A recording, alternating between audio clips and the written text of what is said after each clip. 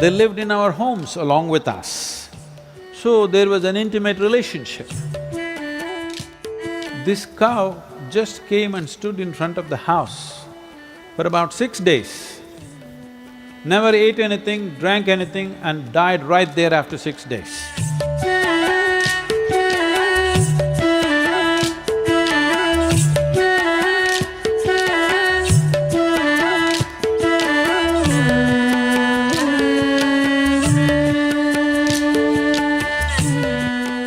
Now,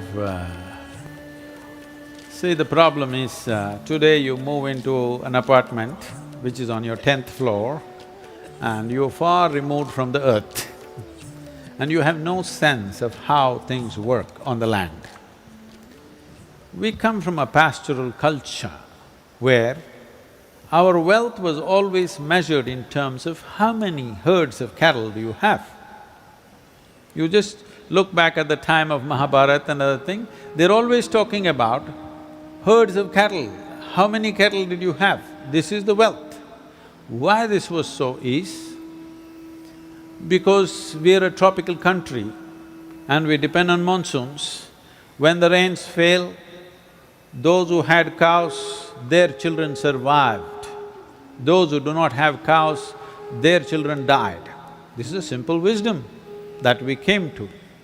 So, an animal which gave us milk, which saved our children's lives, we treated it as sacred to our lives.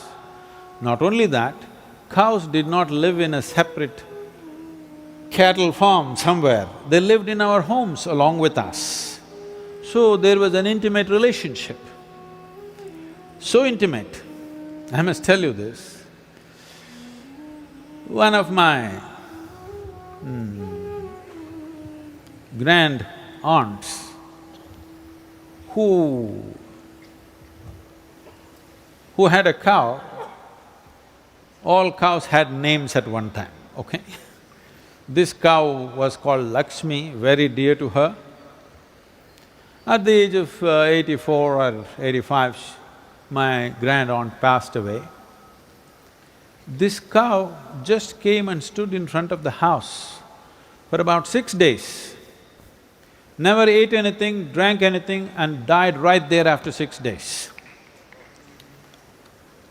So that's the level of emotion that a cow is capable of. I have personally seen, when I was growing up, my grandmother always showing a particular cow and keep telling me that you are drinking the milk of this cow, this is your second mother. They were actually openly telling me, suppose your mother dies. I'm just a 2-year-old kid. These are days you were never supposed to utter death, the word death, but those days, because mothers could die. So my grandmother tell me, suppose your mother dies, this is your mother.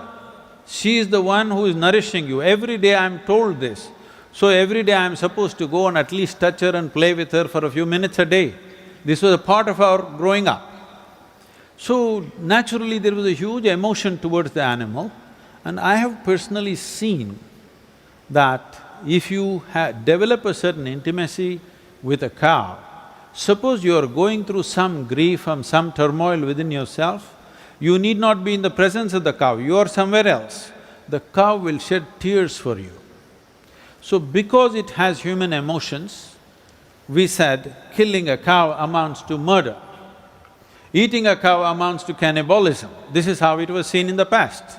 Well, we can't go back to that time anymore. We will go into the deepest oceans and at the bottom of the ocean, what is there, we'll pick it up and eat it up. We have learned how to exploit everything on the planet, but in an agricultural nation, I want you to understand this. If you don't know this, sir, already, let me tell you this. 25% of India is turning into a desert in the next 10 to 15 years' time. How desertification happens means it's just this. In normal agricultural soil, the minimum organic content that has to be there to call soil soil is 3 to 6%. 3% is the most minimum. But today, in many states like Punjab, Haryana, Marathwada, some parts of Tamil Nadu and Karnataka and Andhra Pradesh,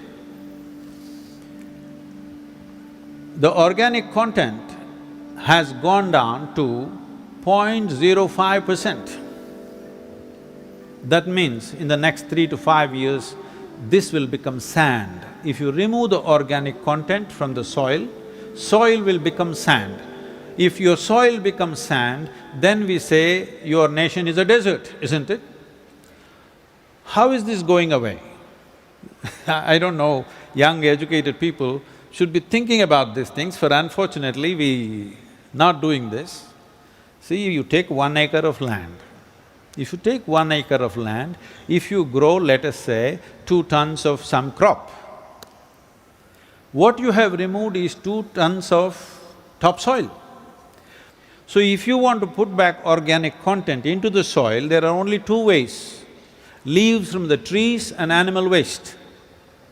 Trees are already gone long time ago, animals you want to eat it up. How will you preserve the soil? If our soil turns into a desert, how are people going to live? With 1.3 billion population, very concentrated population, if you do not put the leaves of the tree and the animal waste back into the land, you will finish the nation. A nation which has a 12-month cropping system and which has agricultural history of 8 to 10,000 years, longest agricultural history on the planet. Now if you take away the soil and turn it into sand, is it a great thing? You have to somehow preserve it. At some point at some point in near future, we have to come to this. If you have 10 acres of land, you must have this many trees and this many animals. This will become mandatory. If it doesn't become mandatory, there will be no soil left in the nation.